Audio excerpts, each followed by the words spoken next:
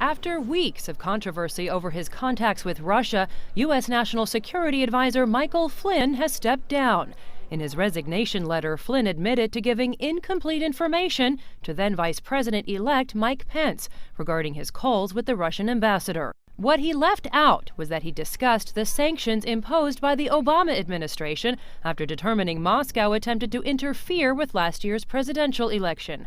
The White House says U.S. President Donald Trump knew for weeks about Flynn's untruthfulness before asking him to leave. There was nothing in what General Flynn did in terms of conducting himself that was an issue. What came down to, plain and simple, was him misleading the vice president and others and not having a firm grasp on his recollection of that. You cannot have a national security advisor misleading the vice president and others.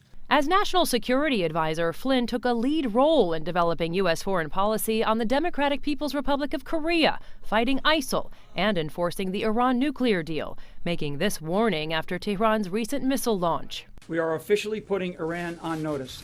Israeli Prime Minister Benjamin Netanyahu had hoped to work with Flynn to take a tougher line on Iran.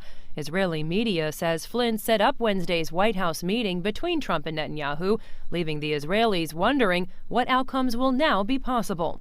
And at the upcoming Munich Security Conference, European nations will be looking to the U.S. Vice President and Defense Secretary for reassurances on the future of U.S. foreign policy in the region.